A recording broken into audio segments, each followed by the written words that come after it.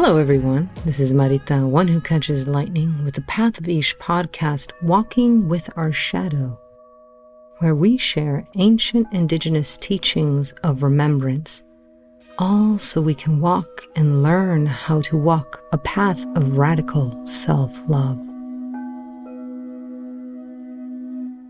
Hello, everyone. It's Marita, one who catches lightning, with the Path of Ish and Cuatro Manos y Cinco Volcanes farms, to welcome you back into the circle today as we continue on this journey together. And this topic today, this circle today, is going to be an extension of the one from last week, where we began our discussion about biodiversity and its importance. One of the examples we gave and where we are seeing biodiversity become important again is in agriculture. And so today I come to the circle as a farmer as well, since we do farm here. And I come as a steward of land. And I come as the keeper of the wisdom that has been passed down to me for generation and generation and generations. And so let us approach this circle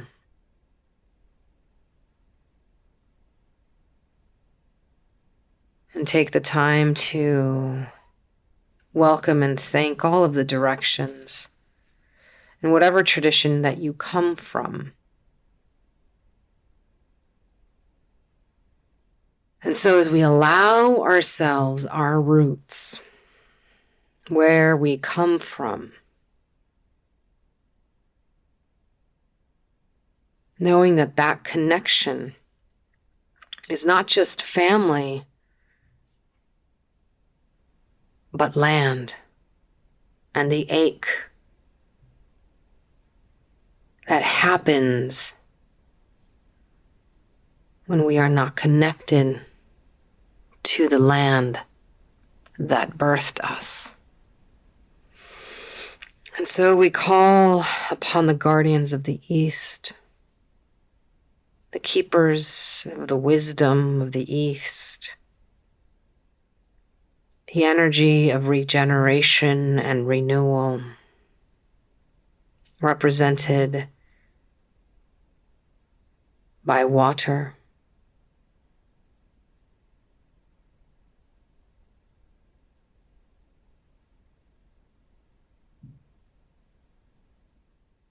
and as we allow that water its sovereignty,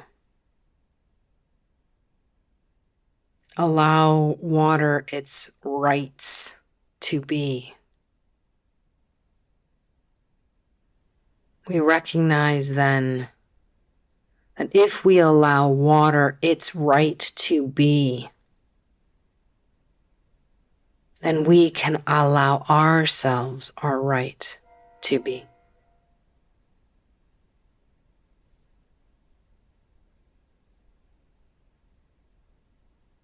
Not just because we are humans, because we are water.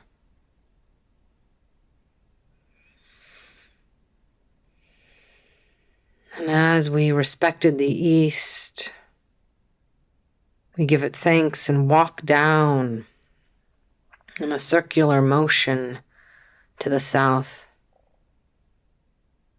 giving gratitude and thanks to the wisdom of the south,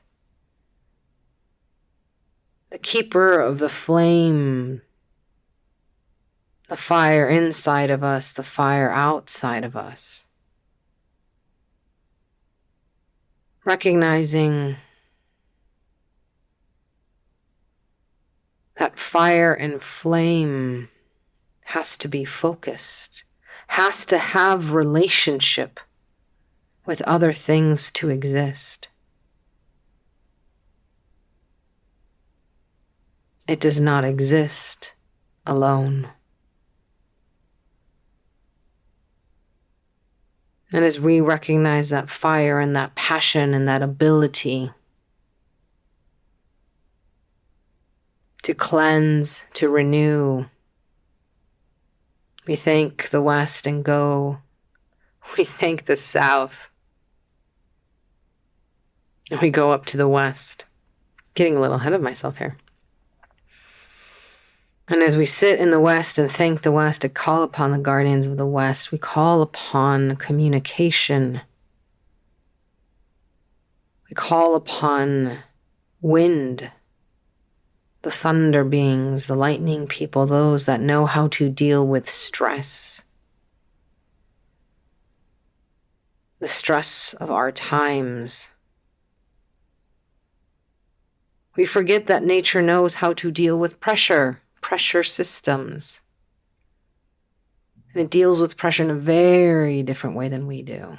It lets off its pressure in different ways, in the form of volcanoes erupting, in the form of rainstorms or sandstorms.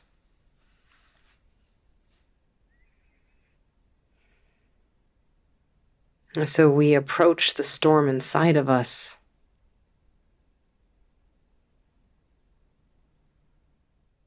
knowing that we are an ecosystem, that when we force our ecosystem, our body, mind, and our essence, we force them and push them away from one another, from themselves, that it creates a pressure within us.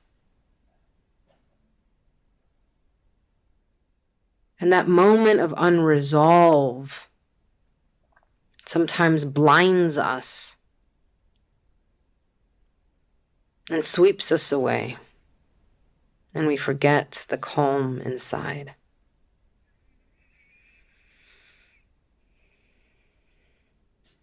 And this West revealing to us even more our ecosystem and the need for balance of an ecosystem and the biodiversity inside of us and outside. We thank the West and we go up to the North, continuing this circle and this path, this revolution, and revolving around this way of being. And as we do so, we remember the earth and how it moves and how it shapes. And so we thank the guardians of the North, place where our ancestors rest, because it is the place of land.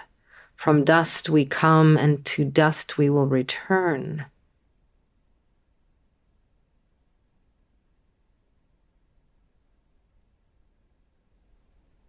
So we call the ancestors into this conversation.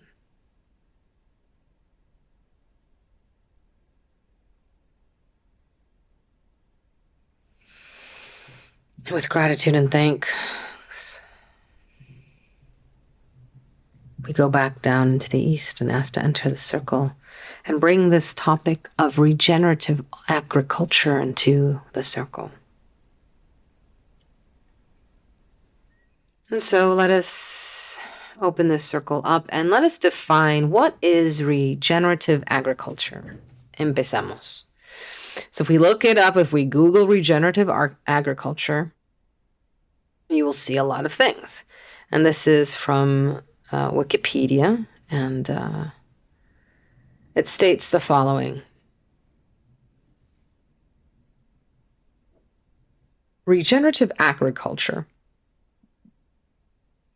is a conservation and rehabilitation approach to food and farming systems. It focuses on topsoil regeneration,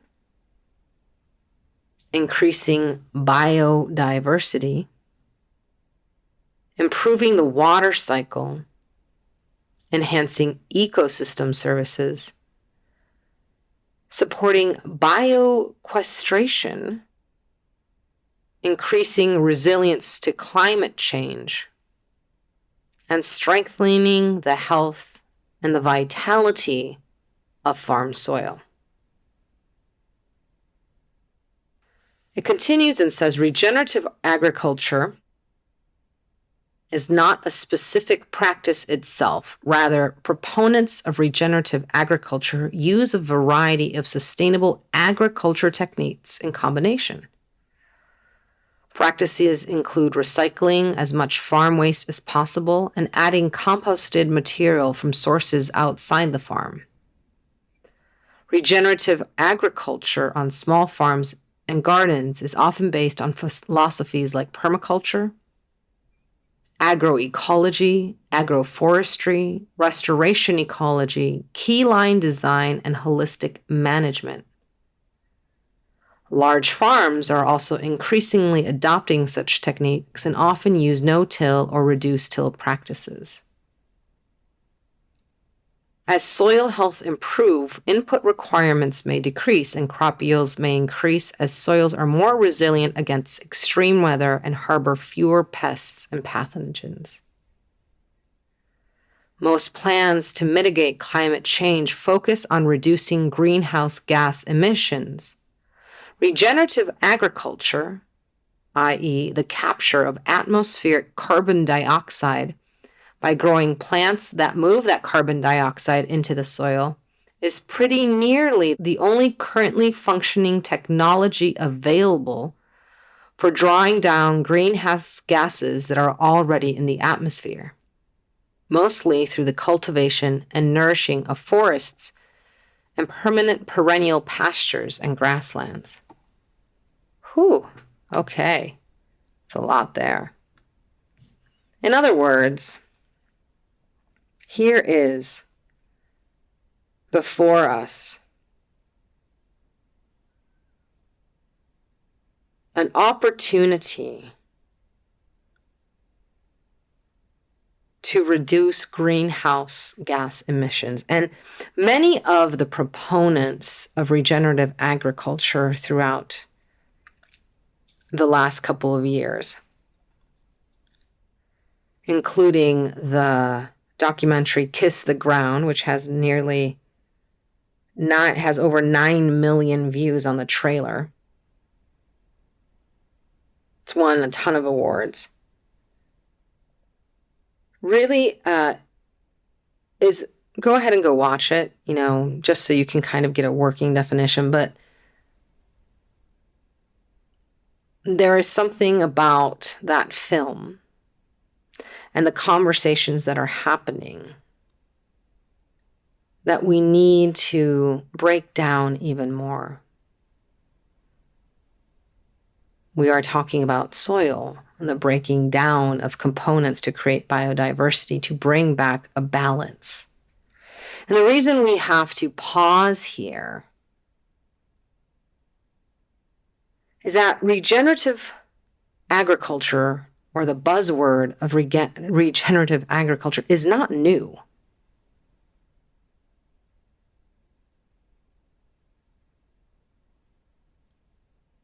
No matter who has studied it. It is a term that started in the 1980s by the Rondell Institute.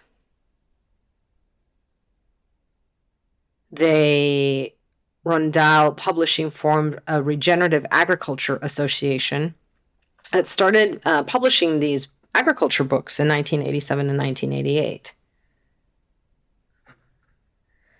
And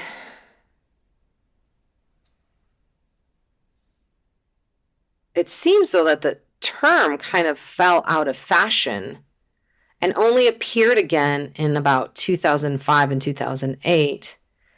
And then they released a white paper in 2014 titled Regenerative Organic Agriculture and Climate Change.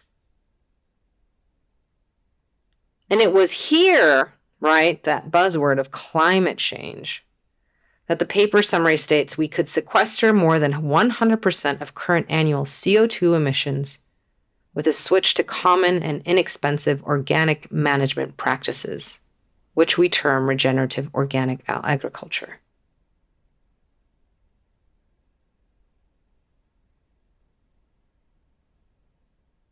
So here, regenerative agriculture, again, the buzzword that finally brought it to the attention, even though it's been around in this kind of forum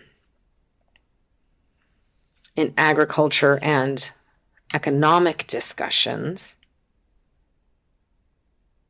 only really took off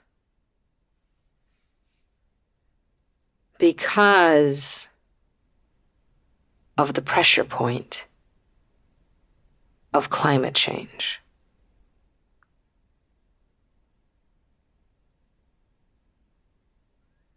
And many people are getting behind this regenerative agriculture.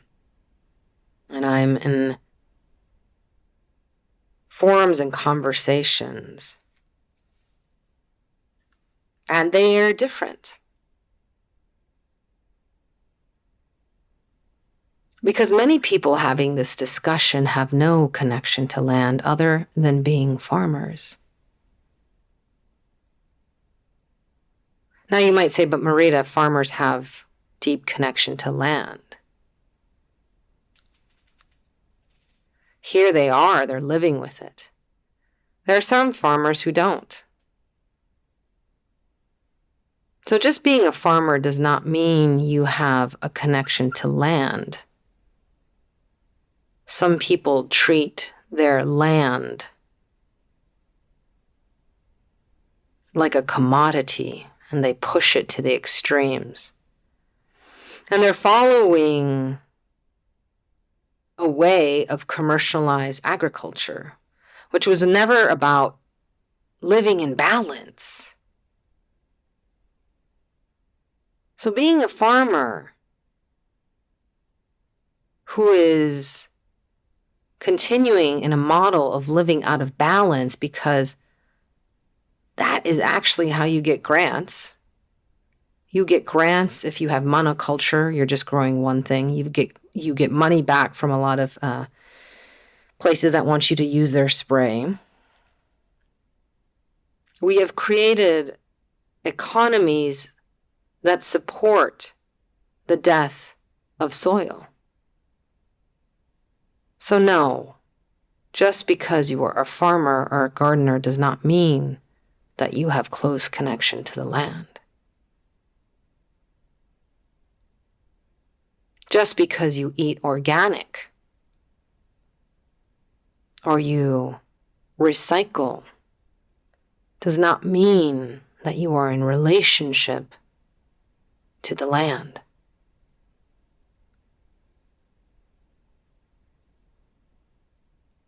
Regenerative agriculture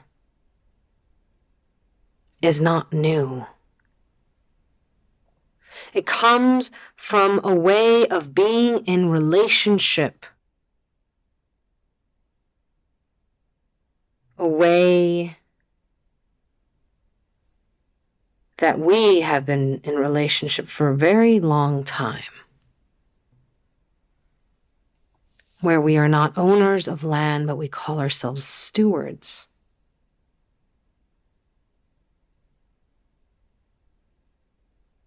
This idea of regenerative agriculture, just because it's catching wind and now scientists are saying this is a good thing to do, does not mean it is just newly discovered.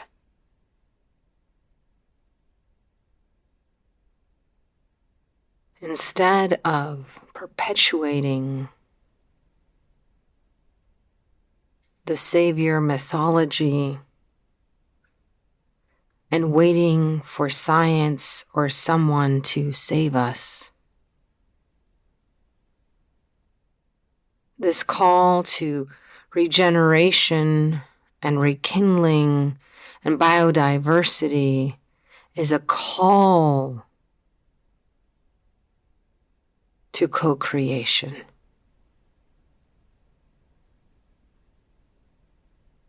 And in co-creation, that means you are part of the solution. But many times we don't want to or don't feel like we're part of the solution because we are overwhelmed and we are in survival mode. We are still stuck in the loop that created a life and a society of consumerism and devastation that continues to build inequality and continues to devalue land, relationships, and the power of connection and the power that communities have when they connect back to the soil. But we are not here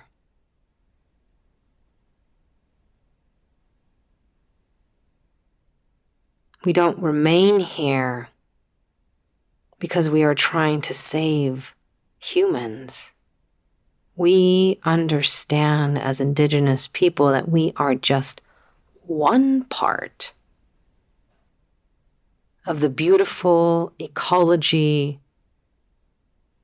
and biodiversity of this planet. We are no greater.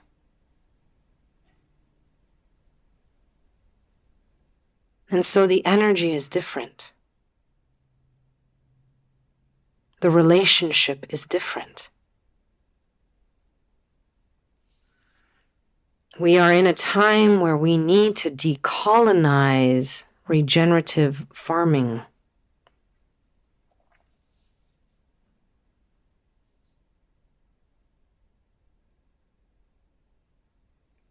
And as we remember and we take time to allow ourselves to unwrap ourselves from the agenda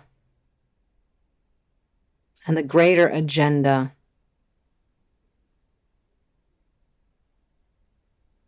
we allow for spaces and voices to come out that have been walking this way for a very long time. greenamerica.org has a great article by Eleanor Green. Go check it out.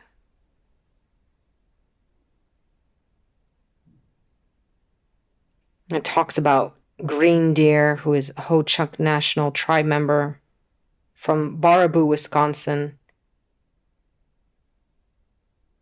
and manager and seed keeper of the native-led Dream of Wild Health Farm in Minneapolis, Minnesota.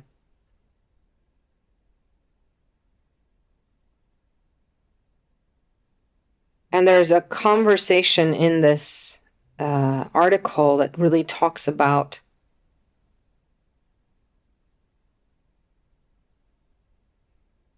how this has always been a practice.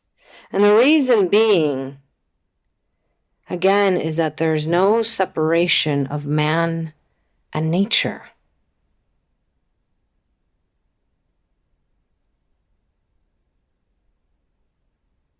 The article opens up, I love it. It says, Jessica Green Deer says the key to farming is getting along with her coworkers. She's not talking about people. She means the animals, the living soil, and the plants that coexist on the land she works. As a farmer, she doesn't see herself as in charge of the land, just as a steward of it.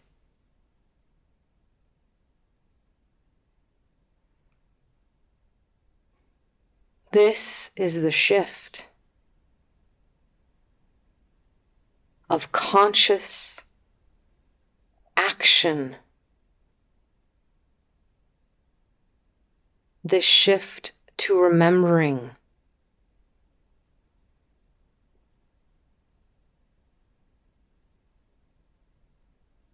This shift to coming back home to the soil, not saving it.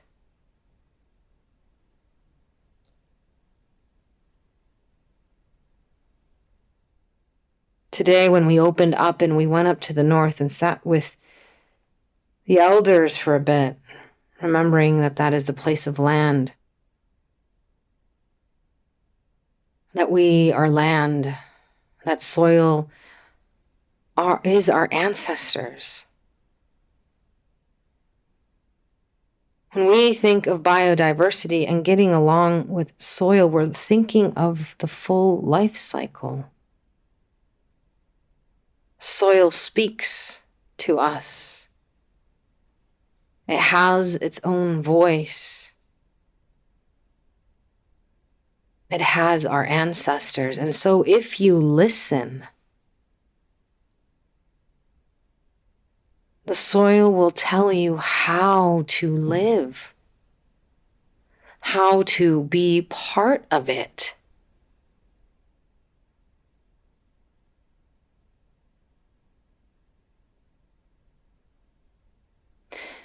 This is a very different way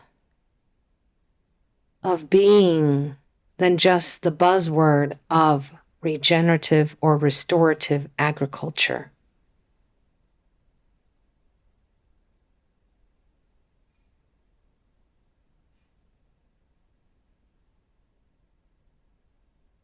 This isn't about a TED Talk that tells you that we have to fight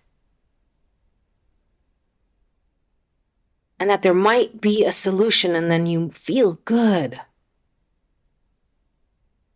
because someone's going to do something. The scientists have figured it out. No, this is a call to deep relationship.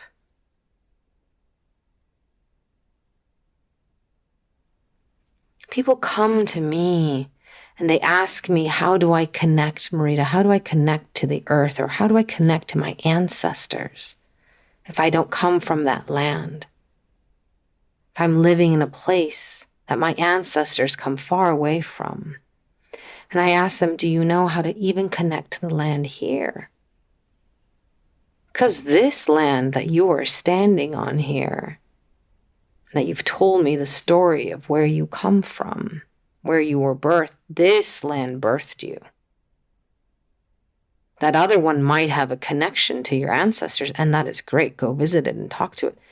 But the land that you stand on is as important. The yearning is not just of land, it's of relationship.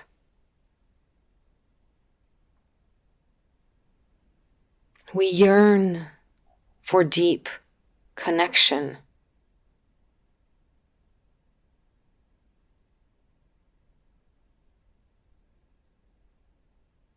And so instead of just trying again, once again, to look at an opportunity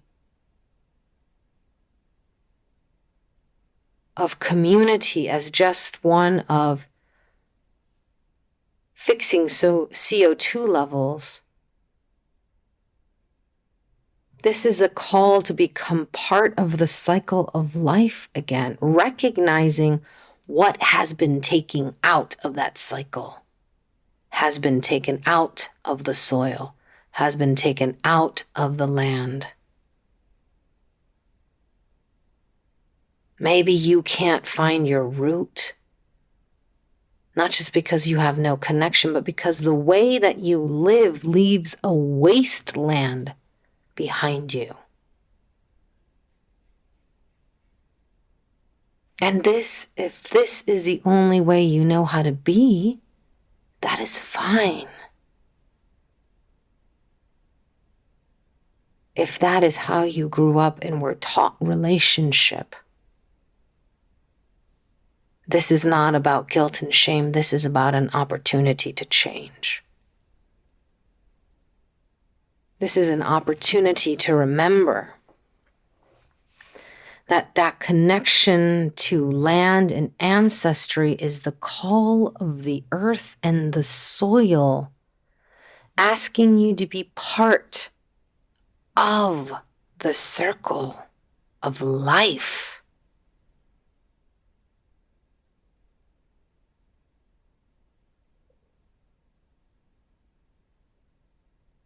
This is about regenerating your relationship with the land, with Earth.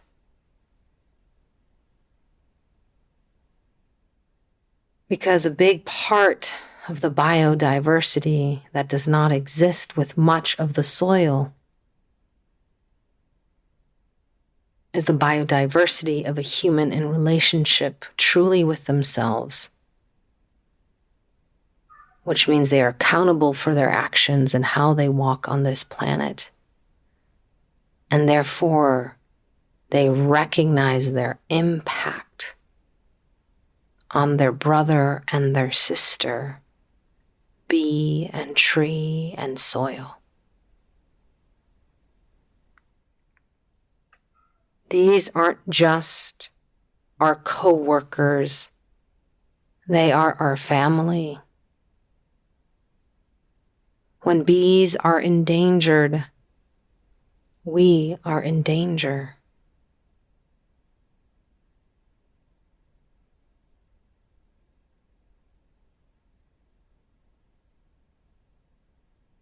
If you are feeling the call to connect to your ancestors, I welcome you to explore relationship and explore that ache of connection, and ask the land that you live on for permission to connect.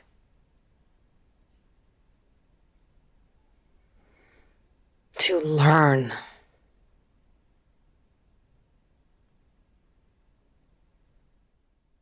And relationship isn't just going out and meditating or just asking, it's also showing up and doing what you can. My wife just went today down to the ocean and did her own beach cleanup.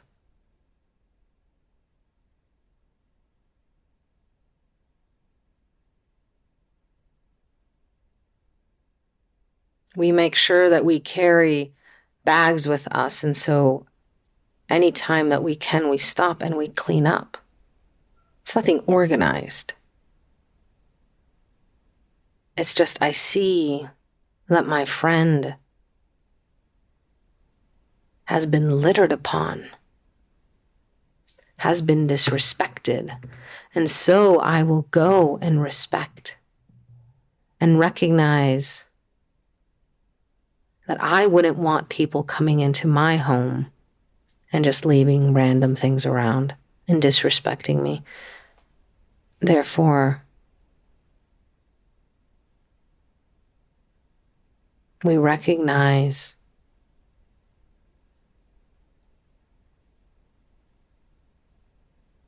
that humans have impact.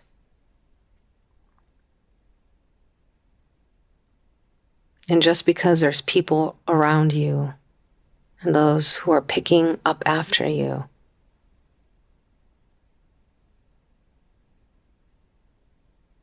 be responsible for the wasteland that you are living, that you call your life. If you so readily throw things away, how readily are you throwing yourself away? If you have no value, and your value is just consumption, then how are you living your life? You just become part of that equation. Something to be consumed and something to be abused. If we can connect and start teaching people to connect, not just to save the planet, to pick up after people, but if we can teach a way of being part of life,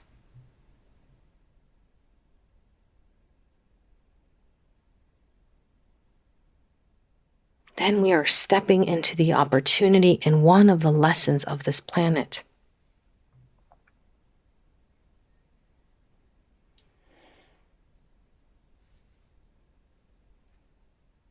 which is accepting ourselves as part of the biodiversity, not above it, not controlling it, but being part of it.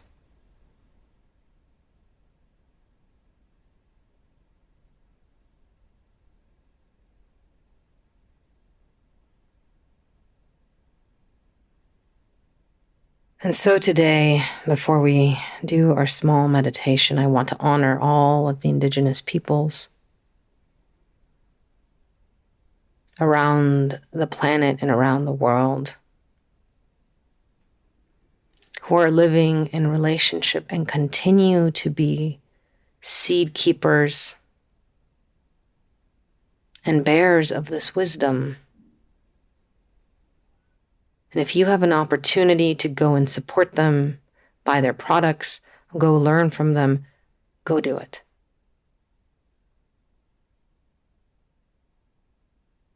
And don't go to just learn a technique. Go and ask them, how can I be part, not of the solution, but how can I be part of this family and this community? How can I be a good co-worker of this planet? This is not just holistic land management.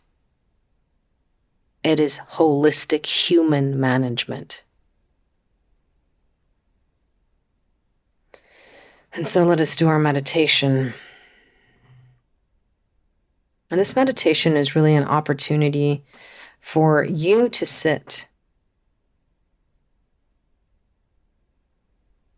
with land, with earth, with the soil inside of you, with your biodiversity, and to connect to the ancestors. And so let us take our 3 breaths.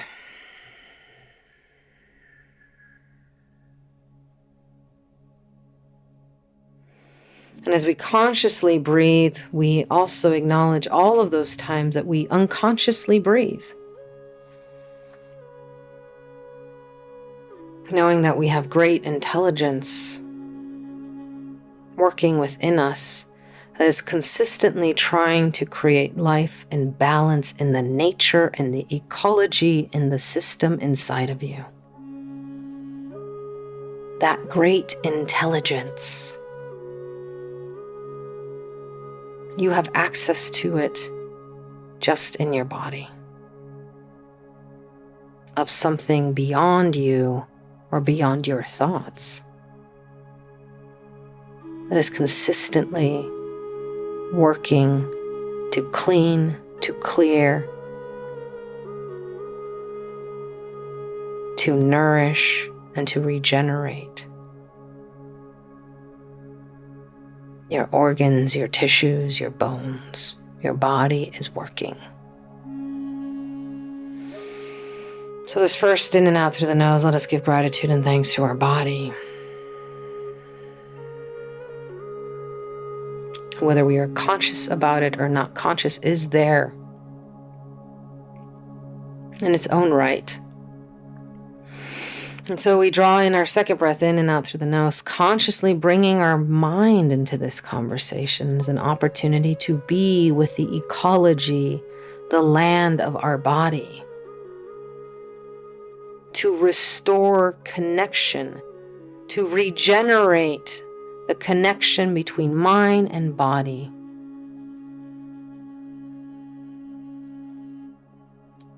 And so we bring in that which moves us in and out through the nose as we bring in that breath of life, our essence.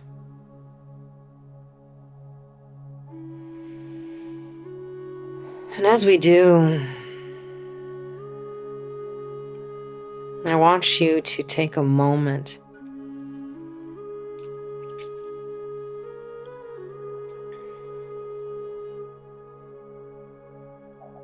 and remember the last time that you were in nature, that you felt relief, love, and peace.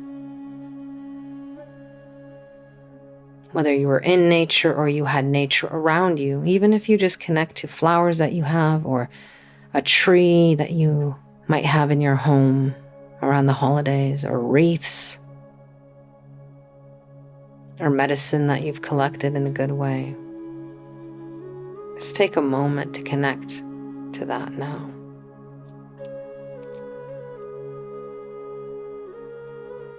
And as you connect to that, we call upon the ancestors, those who come in a good way, those who are part of the soil,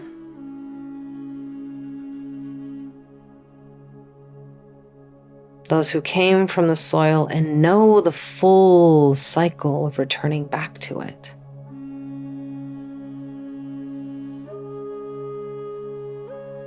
And our ache to remember, our ache to be rooted, our ache to be restored.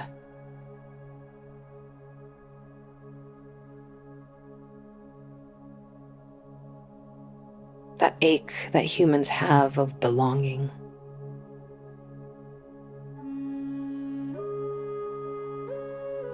And allow them in this moment to give you a sense of what it feels like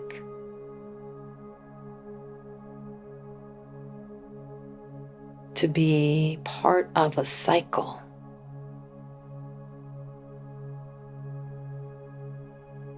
What it feels like to have deep relationship to land, where land is a part of your family.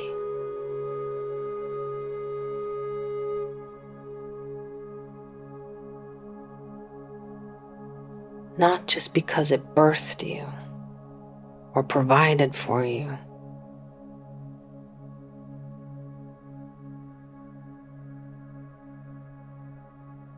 but because you belong to it. You are part of the biodiversity needed for the soil, for the land, for nature.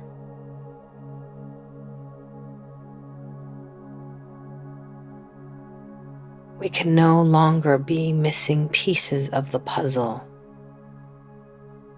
We must step into deep recollection and remembrance.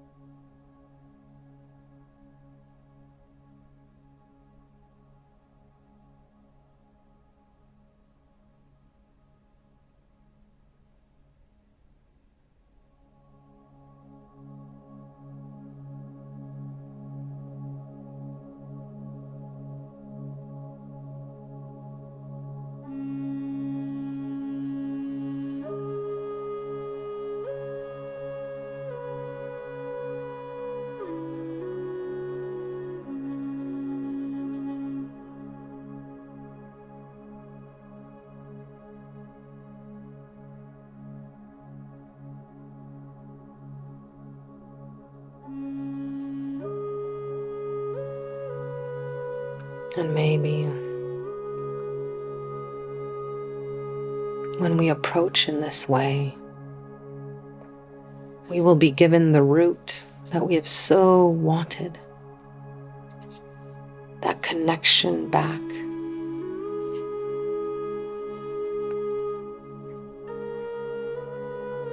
And finally feel like we can exist here.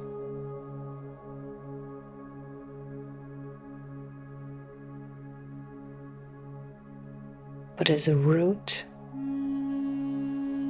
that must be earned, not by drilling down and trying to connect in your way,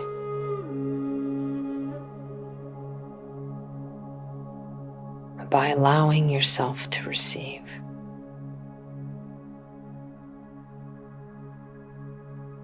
To recognize relationship.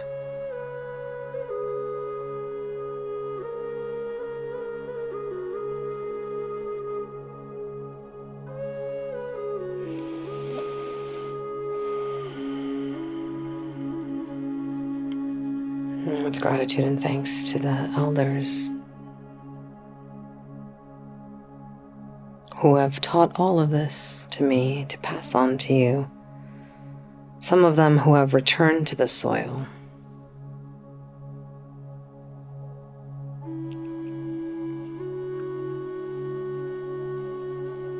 Let us slowly thank our ancestors as we slowly come back. Allowing our breath to breathe in oxygen, knowing that carbon dioxide will come out. And knowing that we must be part of that other part of the cycle. For as we breathe, so we are breathed. So we must tend to the relationships of those that are breathing us.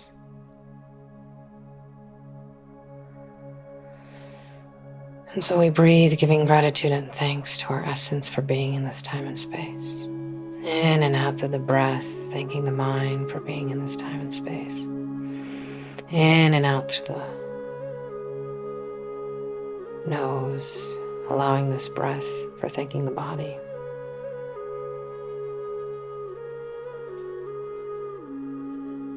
As we do that, we thank for all of the wisdom that has been poured into the soil, that remains in the soil, for all those farmers out there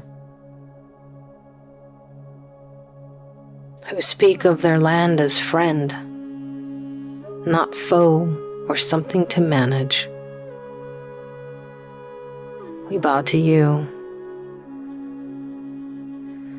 And may we all today in the circle find new ways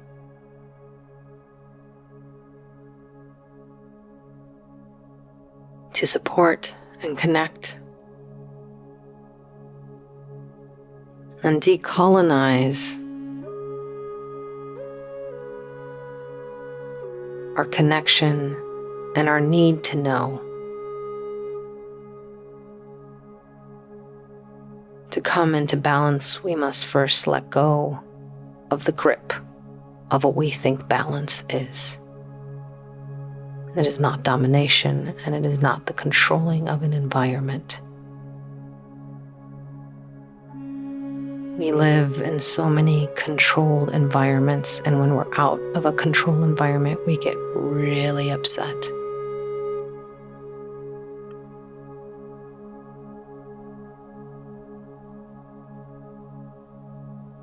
But today, maybe you might have the courage to allow yourself to walk the way of beauty with nature, with gratitude and thanks to all of the directions, the east, the south, the west, the north, the direction below, above, and within. Shade. Once again, it is with deepest gratitude that I bow to you for joining me on this podcast, this episode, this circle, this plática, this meditation, this remembering. I hope that you have stayed curious. I hope to see you in the circle again next week. So make sure that you like or follow. Until then, may you be blessed with abundance of peace and radical self-love.